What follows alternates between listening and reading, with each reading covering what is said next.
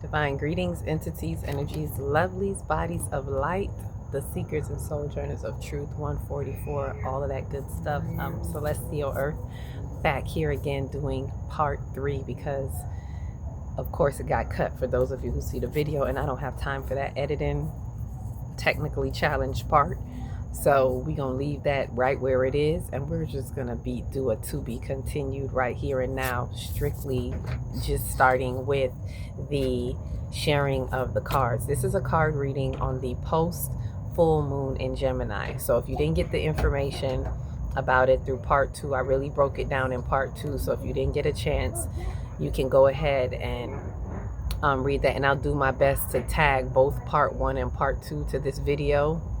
Do my best so that you can get the information fully on this full moon in Gemini. I don't know why this one is so extensive, but it's like this one is really, as I said, it's preparing us for what is to come.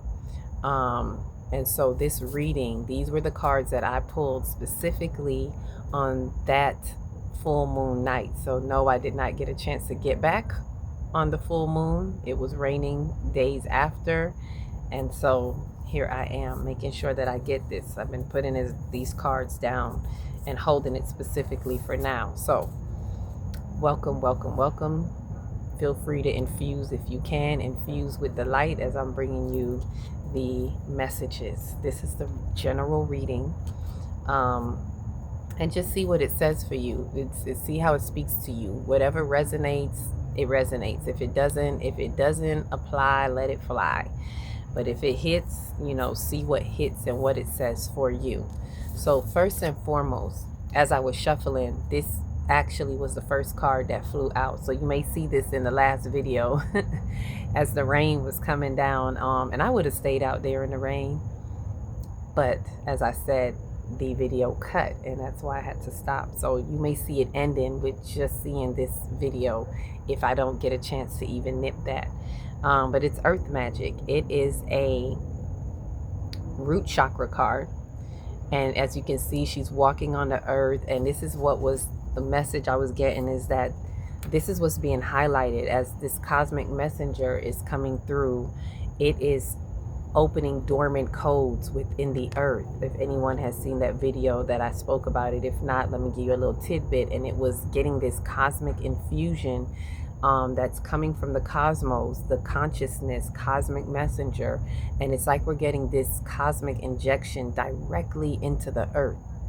And everything that we need is being unearthed within the earth through us.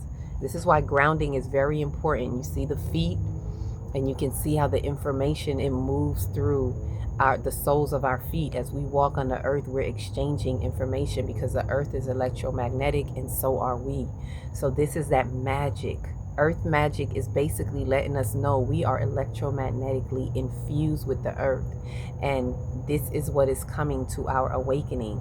This is what we are unearthing or inearthing as we are infusing with the cosmos and the earth. Ashe. So with that said, and you see, I just saw red and blue lights going by, so I'm like, and it's an emergency. It's 911. It's imperative that we see this earth magic that is happening at very basic root chakra level. It is the first card. Yes, it is a 1. So very, very basic level. We must understand our earth magic. We must understand the divine nature, or according to my Kemetically inclined, the Medu Netter is this right here. Ashe. So with that in understanding, it's like energy wanted us to know that first. First and foremost, know your earth magic and know that the magic is happening. And so beyond that, this came the 7 card draw, which usually tells the evolution of what is happening with us, the evolution through consciousness of what is happening with us and through us generally. So the first card was Beyond the Ordinary, which is a crown chakra card. Usually I don't pull this card first. This is usually pulled more towards the end. But this is letting us know the first card usually tells where we've been. So for a lot of us, specifically my light warriors, the 144 and all of that, where we've been is beyond the ordinary. We've been seeing what is beyond the ordinary. We've been experiencing what is beyond the ordinary. This has been happening in the past 2 weeks, the past 30 days, the past 6 months, maybe even the past year, but in the more like recent past, this is what we've been experiencing, a beyond the ordinary type of experience. Our crown chakras have been opening as a lot of infusion is happening, and that's where we have been in the recent past. Now, the next card is our where we are now, present, right? And remember, this is retrospective. This is a card these are cards that were pulled on the full moon. So where we were at that particular moment. So this is now kind of considered the past for us. But this is where we were presently. Body and soul. Body and soul, which is also a root chakra card.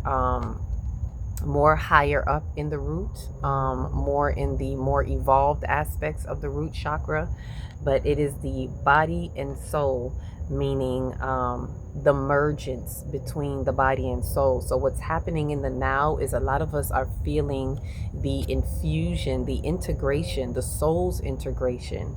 Body and soul is really a soul integration of our body and our spirit. The spirit is being more infused into the body. A lot of us are coming into our crystalline body. So the nervous system is really going through it, because the nervous system is the middleman carrying all the information to and fro between the body and the soul, between the physical and the spiritual, or the visible and invisible, if you will. So this is what is happening now. And for some, it may feel like a little disturbance. It may feel unsettling. For some who are more able to balance these feelings, who are able to balance our emotions and our mental capacity within our spirit and be able to infuse it in our body, we're feeling more of a sense of this balancing, this harmonizing. So this is what has been taking place. It may feel unsettling. It may feel at ease. However, the nervous system is really helping us to infuse the body and soul, if that makes sense. So that is where we currently are. Now, the next card, the third card, this is always the one that's a doozy, the third and the fourth card, because the third card is what's being hidden. And it came out upside down, so I'm showing it to you just as it came first, right? It is called the Merry Motive, the Merry Motive card. Right? Remember, this was pulled on the night of the full moon. And so this is a solar plexus card, the Merry Motive. What is your motive? What is your intention of your I am? And this is what is being hidden from us. And not because someone is hiding it, but it's kind of, whenever I see hidden, it's what's in our blind spot. So this card is, and it's the Merry Motive. It's upside down, so it's not the motive that you think, right? It is what is it about ourselves that we're not actually seeing. That part is being hidden, and it's the part of our identity that we don't think is our identity. It's the part of us in our motives and in our purpose, in our, what's the I word, our intentions. What is not being seen. And I'm seeing where a lot of us may think why it's upside down, because it's not the merry motive that you think. Okay, it's the motives that are not so merry is the best word I could see. The motives that do not have such a benevolence behind it. These motives are hijacked by the ego. There you go. Thank you, Spirit. These are motives that the misappropriated ego has hijacked and called merry. That's why it's upside down, because it's what we have to be mindful. This is why it's even hidden. Thank you, Spirit. Because it is things that we are doing that we are calling merry motives, that it's kind of like playing with tools of the light. And because all of you is you. So even the misappropriated ego is a part of you that knows you, and it knows how to utilize your information, your tools of the light. So the righteous truths, right? The spiritual principles that you are aware of. And I'm speaking to my spiritual people specifically because this is why things are in our blind spot at times, because you think you're doing the right thing. You think that the motive is Mary, but it is not. And so those motives, what we're doing for self-preservation or whatever reasons, is not of the true identity, which is the solar plexus. It is upside down. The Mary motives are upside down, and therefore that's what's in our blind spot, that we're not seeing where our motives are not really infused with the light. And that's the hidden part. And so what needs to be unhidden, what needs to come to the light, is seeing that the motives are not on true intentions, because they are hindered by the misappropriated ego, which is only protecting the wounds. This is why it's really important to get to those unhealed wounds. So when the moonlight comes, when we get the cosmic spotlight of the moon, it is a time to transmute, so we can transcend, so we can unveil these hidden agendas that are hidden behind our misappropriated ego with Mary motives. So the Mary motive is what's being hidden. The truth of the Mary motive, which is why it's upside down, is what's being hidden. Ashe? Now, the next card, that is the obstacles that we're having. And remember, the obstacles that we're having is usually because of what's being hidden. So this is a third eye card. And it's called a higher view, one of my favorite cards. It's like seeing with a bird's eye view, right? From here, it kind of looks like an owl, but it's really a woman, the feminine, the intuition, the feminine energy, a woman sitting on top of a huge bird that still looks like a huge owl in the face right here. And so this higher view is from, this is the obstacle. We're having the obstacle of having that higher view, or that bird's eye view, and going into the intuition, into the third eye, and moving and doing things from that third eye. This has been an obstacle of operating in our faith faculty. The faith faculty is the third eye in doing things that are based on the unseen, and things that have no empirical evidence, which is faith. Where there's an obstacle there because of the things that are being hidden, because of the upside down Mary motives in the identity. And so the solar plexus, which is so funny, because in our workshop, when we were doing the chakra infusion, I believe the chakra infusion was with the solar plexus and the third eye, which is something that I've been meaning to share, the chakra infusions. It's been a part of me that I haven't really gone into full-fledged sharing, but it really does help when we understand what's happening in the integration between our chakras. And so if we can clear up the solar plexus to be in our true identity of knowing who we really are and having confidence in what we're really doing, by removing that rose colored glass that says, oh, I'm doing good by doing this, but saying no, that is actually not good, and you have a hidden agenda that you need to kind of look at because of your wounds, then you get to see who you truly are in your identity, which clears up your I am. I know that I know that I know, so that you can see the truer perspective. That is how the solar plexus can infuse and help in the third eye. When you remove the dysfunctions from the solar plexus, which is ultimately removing shame, number one block of the solar plexus, then it propels you into your third eye to be able to see the true perspective and see with the clearer view, and help you to break illusions. A lot of times we as a society are not able to break these illusions. Neptune in its final degrees of Pisces helping us to do that. We often are having a hard time in that because we don't have that confidence in who we really are, in knowing that this is not true. This is not a true Mary motive, and we have to stop living that lie within our I am. And as soon as we break that and shatter that, it helps us to see with a better third eye overview and be able to break the illusions that has been plaguing us. Ashe?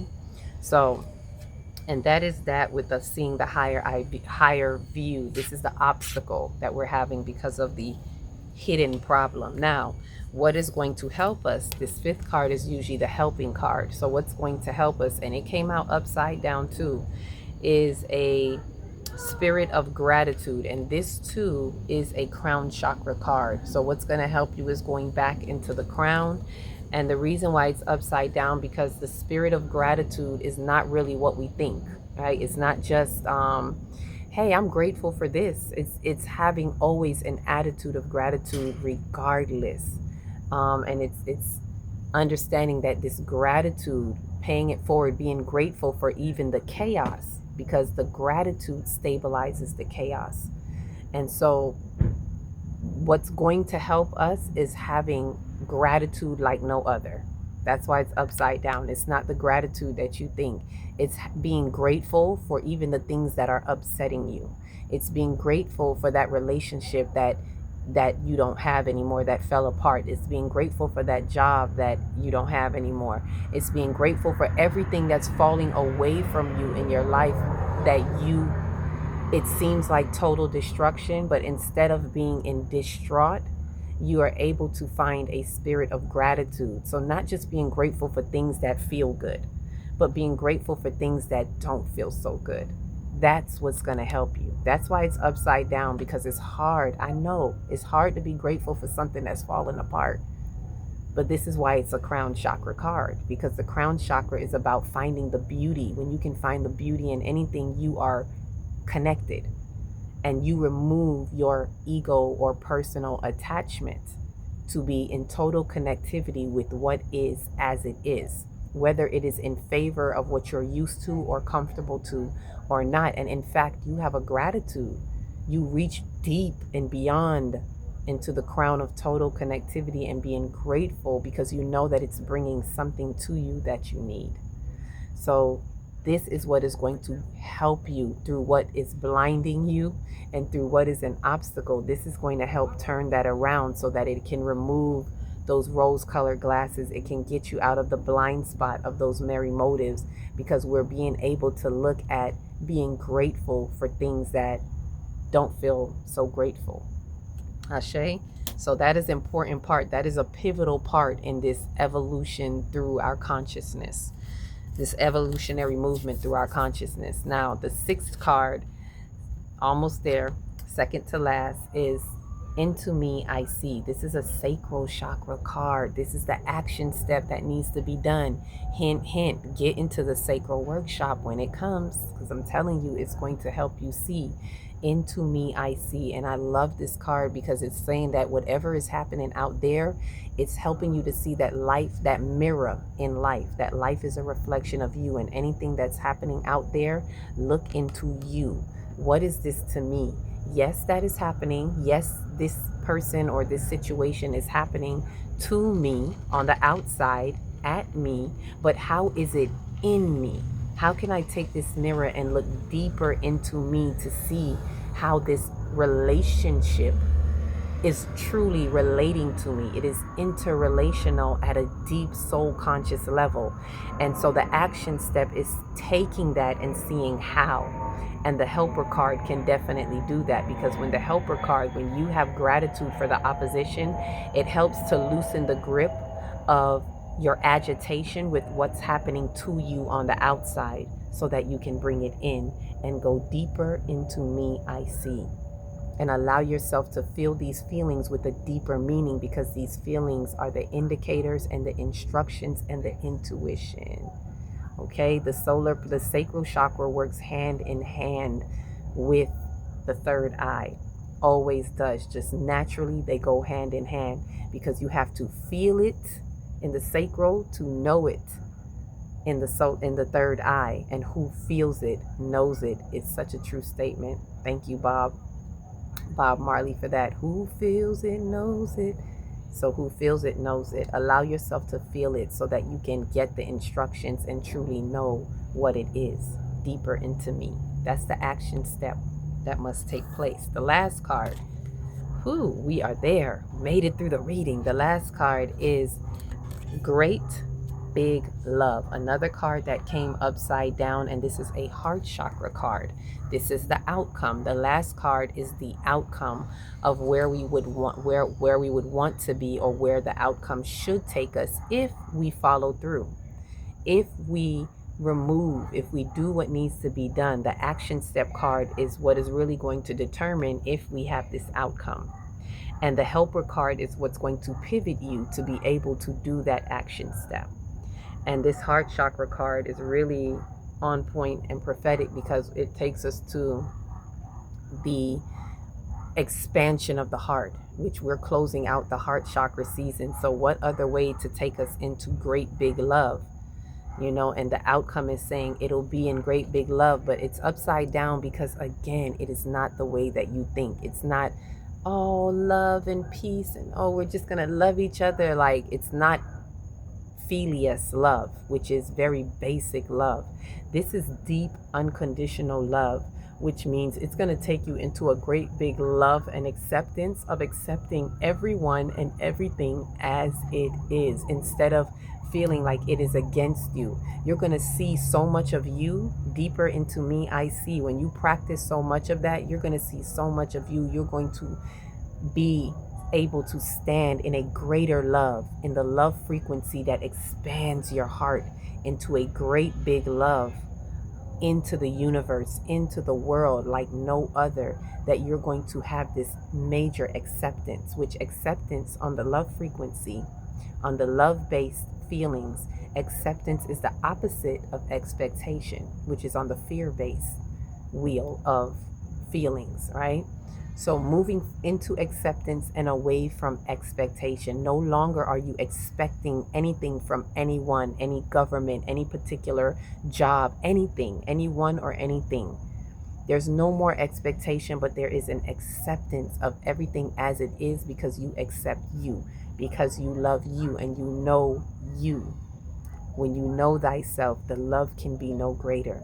So this is a love that also is not just about loving, but it is about, in the heart chakra, it is about courage. The heart chakra is also having the heart to be brave enough to stand up for you. And as a lot of us are awakening to this next level, this next timeline of you, unapologetically, you, a spiritual maturation like no other, you, soul sovereignty, you, authentic authority, you. But that takes bravery, it takes self-mastery, and it takes the courage of the lion. So you need the heart of a lion, and that's that great big love. So that's why it's upside down, because it's not that flimsy love that we think of, not the way we normally do. It's like flip how you see love. Great love as in unity frequency, love frequency, agape, unconditional love of acceptance of everything, and you are going to see a freedom like no other.